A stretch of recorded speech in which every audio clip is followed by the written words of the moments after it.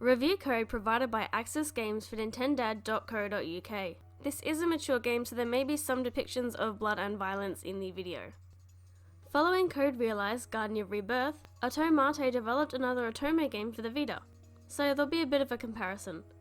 Now, this is coming to the Switch at an interesting time, as Aksys Malice is set in a modern-day Shinjuku that has been placed under quarantine, and the local populace has lost faith in the police, due to the terrorist group Adonis, which started a countdown towards X Day.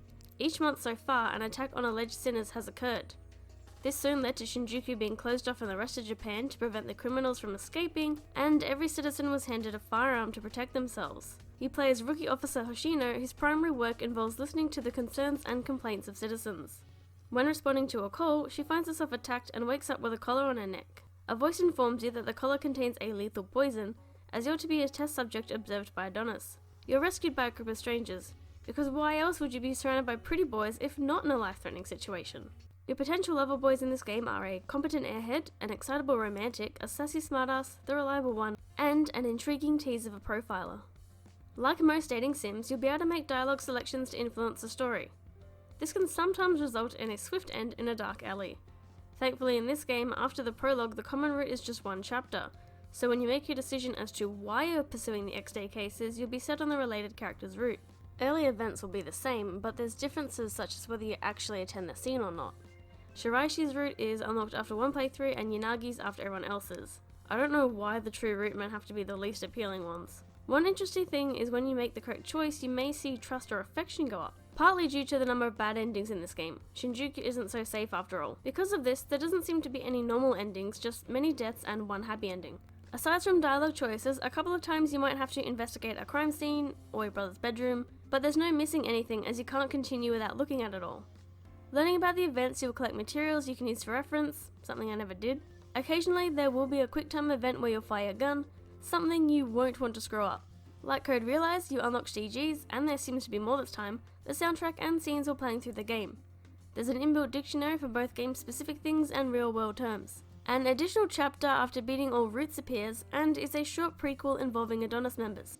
The bonus stories unlocked are merely a couple minutes with only the background visuals to accompany it. You do get situation mode, where there's a few lines of dialogue in a scene with your chosen man doing something like holding hands or saying goodbye. Similar to Situation but without visuals, each lover has a voice recording on a few different topics like hobbies and dislikes, though without English voice acting, you're still stuck reading it. Of course, the character portraits all look beautiful with changes for emotional expression. Characters had some interesting variety in design, like Sasazuka's snake eyes and fluffy hair. I saw a couple instances of very minor animation, but it's mostly a bit of camera work. There's a decent amount of backgrounds, but individual routes don't get many unique locations. The music suits the atmosphere of the scenes. While nothing stands out to me, it is a visual novel, so it's better that it doesn't too much. Again, there's no English voice acting, which is only a complaint due to it being a higher price VN. The cast was very good, and you can hear the emotion in their lines. It just makes things like the voice recording bonus a lot less special. In handheld, you can use the touchscreen to progress, but sometimes it doesn't work when answering the phone. Unfortunately, there were a handful of typos and some more serious issues. Once the next line of text was displayed in the name box, as the character name was pushed one line higher and thus was in the previous one. Sometimes a word just seemed to be missing, and a couple times the wrong character's name was used in descriptive text despite them not being in the scene. Overall, I spent more than 20 hours going through all the stories, and if you wanted to get all the endings without referring to a guide, it could take a lot longer. Aksys Malice is clearly an improvement over its predecessor. In comparison, it's a bit longer, has extra modes, and a much larger cast of characters. You get to spend a lot more time developing a relationship and enjoying the budding romance amidst the horror, as the common route is significantly smaller. One great thing is the many friends she spends time with, so it's not all focused on a love interest. Even though I wasn't interested in a couple characters, being able to see another part of the overall story kept me involved. One thing I really liked is that you would switch over to the main male's perspectives a lot more often. Story-wise, my only complaints are that initially the player character comes across as weak and naive, but the narrative does emphasize her emotional strength. Though there's an element of mystery, it wasn't hard to pin a major culprit early on. Though reading might require a double take, love truly can bloom in the darkest of hours. I give Aksys Malice an 8 out of 10. Bye. And it is Aksys Malice and not Cross Malice because the bad guys say X Day, so the X is for that. Nah.